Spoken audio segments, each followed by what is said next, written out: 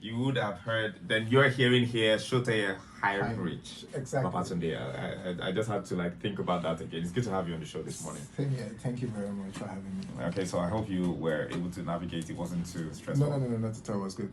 Okay, so good stuff. So we're talking, tips for living healthy and also an fit life. Lagos is a very interesting city. There's this conversation that Lagos never sleeps. Exactly. It's just like New York. Yes, everybody's 24 hours. Yes, we're around the clock. There are certain neighborhoods in Lagos. If you visit at any time of the day, people are bustling and hustling about their business. Exactly. So that begs the question: how can you, within all of this hustle and bustle, how can one develop a healthy eating habit? Because at this point, I've heard things, and you can't clarify and bust a lot of myths today. I've heard things like after 6 p.m. don't eat carbs, don't eat this, don't do that. Yes. Because you're about to go to bed, you will not digest, blah blah blah, and you have a gut, and that starts to affect your health adversely. But what are the facts here? Let's talk about nutrient-rich diets. Let's talk about natural food products. Let's talk about fruits and vegetables. Okay. So there's so many questions at once there. I Yeah. have to speak one after the Yeah, other. let's go. Yeah. So let's start with the aspect of Lagos happening to be like a 24 hours around the clock. Yeah. And how do you stay healthy? How do you eat healthy? How do you manage? Yeah. And the first thing is that you cannot overemphasize the importance of health. It's very important. And just because it's important, you have to take priorities to your health. That's why you can't overemphasize it. And most importantly, what you have to take note of is you have to plan. Okay. Once there's adequate planning. So no matter what Lagos is turning 24 hours around the shift, you have your own shift. You have your own schedule. So you can actually try to plan alongside with your schedule. You check with what your schedule is like. I'm busy 8 hours a day, I'm busy 16 hours a day. How can I manage? So with proper planning ahead of time, you can actually manage accordingly. So let's say, for instance, if you have to work 8 to 5 a day, and then breakfast, like we say, is the most important meal a day. So what can you do? You just identify over the weekend, plan ahead. What are the easy breakfasts I can make in the morning ahead of time? How do I plan them? Okay, when I'm going to work, how do I plan my lunch, have my box kits, arrange my food items in there, take it to work. So in the midst of my busy schedule activities, I'm able to manage all these things accordingly and evenly. Okay. So I just believe that with proper planning, you can manage yourself.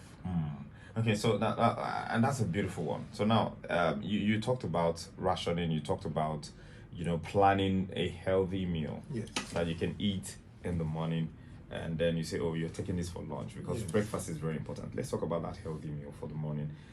What should it consist of ideally with what we have as food supply in Nigeria? Yeah, so people in general will tell me that healthy eating is very expensive.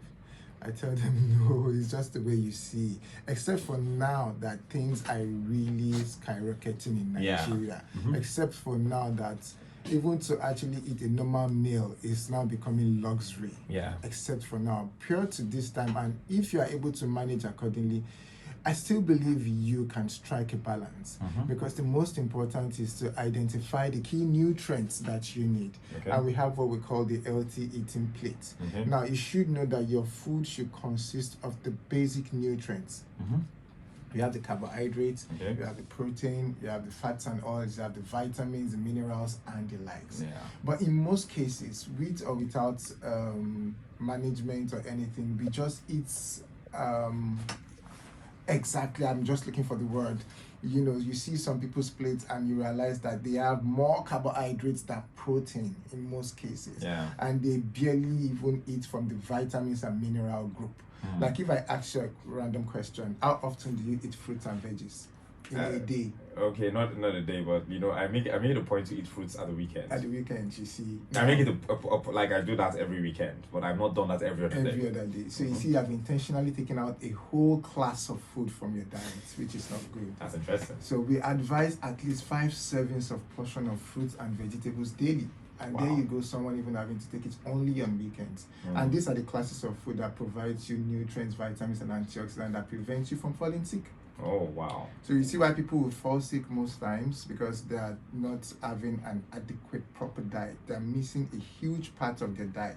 So they're basically focused on more carbs and then just a little bit of protein and no vitamins and minerals. Okay, that's amazing that you talked about that, and you said you look at someone's plate sometimes and you're just seeing carbs. Exactly. Now, there's this thing I grew up with, and probably you grew up with it as well, but I know this man grew up with it because there's this, let's eat rice and beans. I was in a conversation with someone recently, as recently as, maybe 3 years ago now. It's not that recent. So, and the person said to me, beans is not it's not protein, that it's more carbohydrate than protein. And we got into an argument because, of course, I learned that in primary school. Okay. And this is something that comes to the top of my mind, because when we were growing up, we thought, you're balancing it when you take some beans with some rice, because beans is protein and rice is carbohydrate. But let's clarify the facts here right now. Okay, so the thing about these classes of food is, every classes might have a variant of the other class, but they are majorly positioned somewhere. So there is no way. Beans will have some certain level of carbohydrates in their energy, but beans will still be classified under the protein class, while rice is carbohydrate. I don't know if you get it. So a strike of balance of rice and beans is still very okay. There are myths and conceptions and different ideologies to all of this, but basically beans is would be classified under the protein class of food. Okay, thank you very much, because that clarification was very much needed.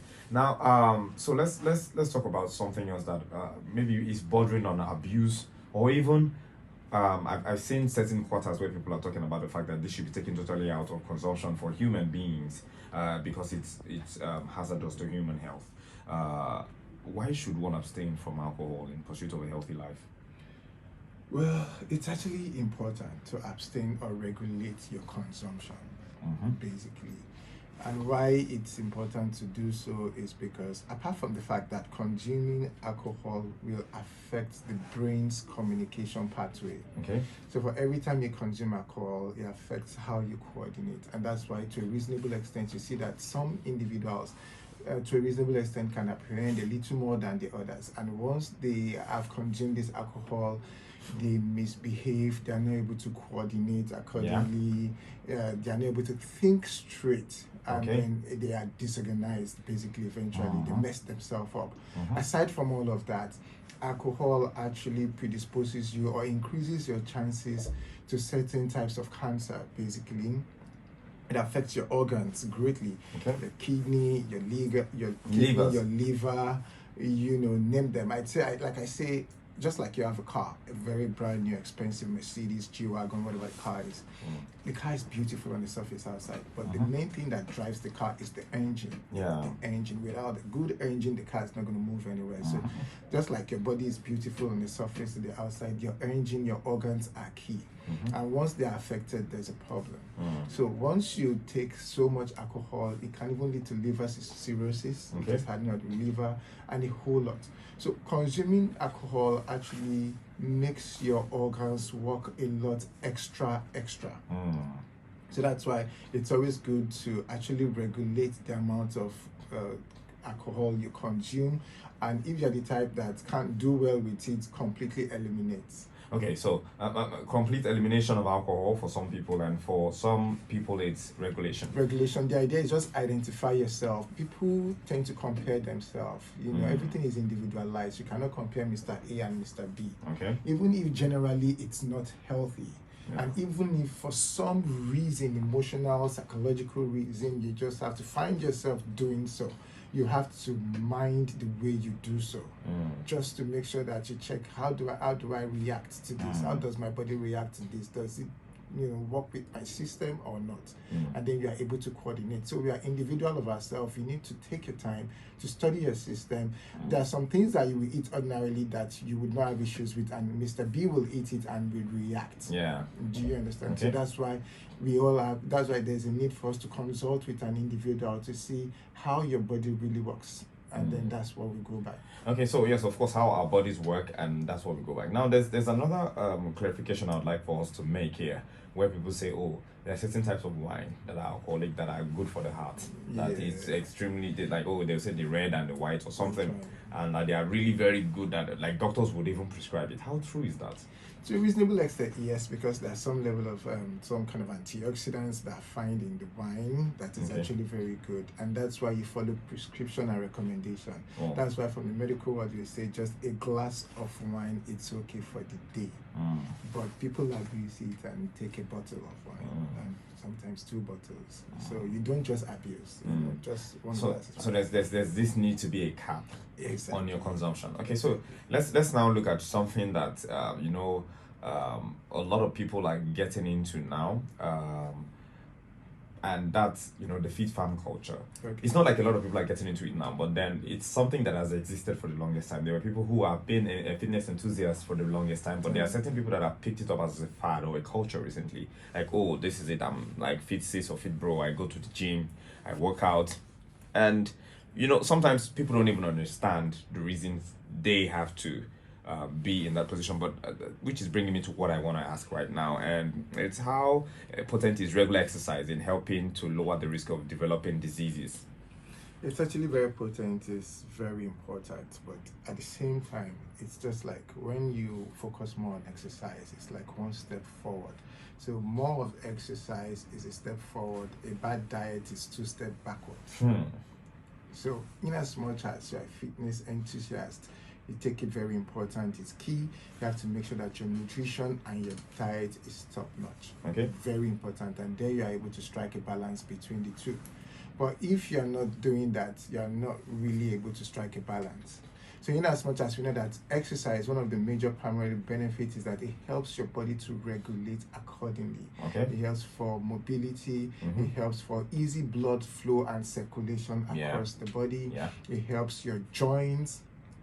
You know, that's why once you see people exercise regularly, even if you have family history of arthritis or something, because of the kind of lifestyle they are living now, they're able to help the bones and the muscles to move. They're able to help coordination to make it easy. So that's why exercise is very important. And not just that, it helps to balance your blood pressure. It helps to balance your cholesterol. It helps to maintain a healthy weight. And once you are able to maintain a healthy weight, you burn all the excess calorie that your body doesn't need. By so doing, all the bad fats in the body is gone, and then you're able to prevent diabetes, you're able to prevent cholesterol, you're even able to prevent cancer. Wow. With some of this exercise. With some of this exercise, yes. Wow. It's actually very good and very beneficial. So, but exercise with good diet. With good diet, like exercise is a step ahead. A bad diet is 2 steps backwards. So exercise, good diet, and that would also include eating the right portions and within the quantities at the right time. At the right time, because we have what we call the energy intake and the energy expenditure. It has to be equal. So in most cases, when you have more energy intake and your expenditure is not there, you tend to store so much, and that's when obesity and overweight comes in, which can predispose you to some of this. So, but once you make sure that your intake is equal to your expenditure, you are able to strike a balance. Okay, so let's talk about sleeping and embracing wholesome sleeping practice now, because this is Lagos. So there are deadlines that pile on deadlines, and there are meetings that pile on meetings. And I think for the rich, the poor, the entrepreneur, the business owner, the person who works from home, like there's this trap we set for ourselves now where we're working from home, and because you're working for a couple of hours during the day, and you know that, oh, since I work for myself, I can work at any time, we're just starting to scatter the sleep patterns. Let's talk about why we need to really concentrate on a proper sleeping habit. So sleep is actually very good. And I can advise my patients, I tell them you need to take at least 8 hours sleep in a day. It's actually very important. When you sleep, it's like when you press a reset button. Simple. Just when you have a gadget, and over time you see the gadget start to misbehave or malfunction, and then you need to press a reset and it goes back to normal. So sometimes some people feel that, yes, I can cheat nature, my body, I can stay 3 days without sleep. I'm so sorry, by the time your body starts to catch up with you, it will so break down. So let alone the fact that whenever you sleep, your body goes into reset, your body regenerates. A lot of healing is happening while you're sleeping. And by the time you wake up, you see that your cognitive ability, value, your brain, you're able to think straight and think clearly because you've been able to rest your system. Okay, yeah, and that's amazing for us to know. Of course, the phone lines are open. You can call in 0802-978-8003 or 0802-502-7711. You can call any of these numbers. You can actually also send a WhatsApp message to 0705-6900-927. Like we said, these conversations we're having, we're not just having them because we want to have a conversation. It's because we really need to enlighten the public and put out some wisdom out there. So if you have a question, you have a contribution, you have something you'd like to know, I would love to hear from you. So this one is coming in from Inem. He says, please, any suggestions on low GI meal / fruits for hyperglycemia? Okay, I think that's hyperglycemia. Hyperglycemia, yeah. So when you talk about glycemic index, basically, let me break it down for people to understand. High glycemic index food are food that once you eat them immediately, it spikes your blood sugar level. High up there. Immediately you eat them, it spikes your blood sugar. Okay. And low glycemic index food are foods that take their time to increase your blood sugar level. Okay. So for instance, we advise most diabetes people to avoid or restrain from high GI foods, basically high glycemic food. Okay. And like I said, in general, all these foods are nutritious and they are medicine to the body. But once you need to do is to identify yourself to know what you're consuming and what you're not supposed to consume and how you should consume. That's why it's good to consult a specialist in the field. So high glycemic food are food that their GI is more than 55. And most of these food are like your, what's it called? Watermelon. Okay. Oh. Watermelon is IGI. Pineapple is IGI. Mangoes maybe. Mangoes is medium GI. Okay. What's it called? Irish potato is IGI. Wow. So it's not good for a diabetic person to eat Irish potato because it spikes your blood sugar level almost immediately. Wow. Yeah, but sweet potato is better. Wow.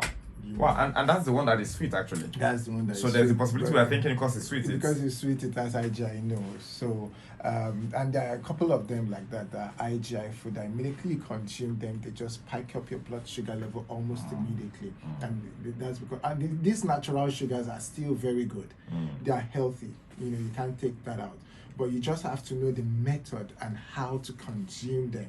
And when to consume them matters. So in most cases, diabetes or no diabetes, even if you have to consume most of this natural sugar, we advise that you take them midday from 12 to 3, 4. From 4, 5 p.m., you don't take too much food sweets and natural sugars.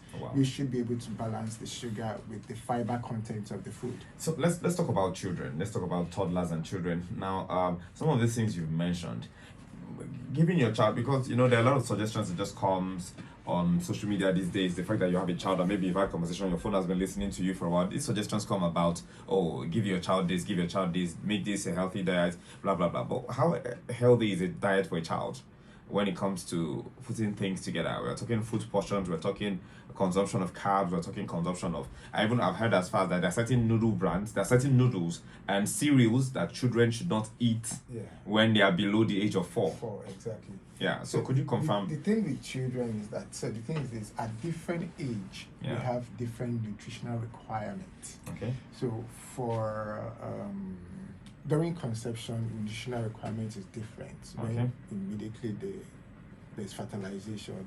First trimester, second, third trimester, there are different nutritional requirements. For the mother. For the mother and for the child. Because at different stage, the baby is growing differently. First trimester, what is developing at the time is the brain. The first 3 months. So the nutritional requirement, what the pregnant woman should eat at the time is different. You need to eat something that will facilitate that. Second, third. And while you eventually give birth, the child is growing up, there's a different nutritional requirements. From being a toddler to an adolescent, they are growing at the time. So they need nutrients to facilitate their growth process. And they need them in adequate proportion. But once you are an adult, then you are no longer growing. All you're doing at the time is you are maintaining. So your nutritional requirement is different. So for kids, you need to provide them with the carbohydrate food, good carbohydrates to give them energy. When you give them some, how do I describe it? Some not too good carbohydrate, like highly processed food, so to say, that's the way. Give them more natural and not processed. Even as an adult, you need to take more natural and not processed. But what we realize is that most people are taking more of highly processed food, which the body doesn't metabolize well, because it doesn't do well with them. That's why you see some kids, they are really over hyperactive at some point in time, which affects them. So when they are on the go, they are just here, their energy is over the top, they are just here and there, and when it crashes down, they just sleep like a log of food. And so as a parent, as a caregiver, you need to identify what goes into your, child's exactly, so you're able to help them develop. And what you expose them to is what they grow up with. At the same time. So that's why you need to be careful in introducing them to all these fuzzy drinks and all this so much sugar. In as much as to a reasonable extent they can metabolize and digest faster because they are very active, but you need to still be watchful, because you've seen childhood obesity, you've seen children even coming up with blood sugar issues, and even you see some people at 18, 19, they're having some form of blood pressure. Wow. So that's why we need to be careful with the kind of diet introduction that we and it's really very, very interesting, but maybe we would have to pick this up another day. But this has been quite the conversation. But as we wrap things up right now, just a few minutes to wrap things up, because we'll have to move on to the next segment. What is the impact of mental health on overall well-being? Let's just wrap up with that. It's actually very important, because once your mental health is not in check, you're completely out of phase.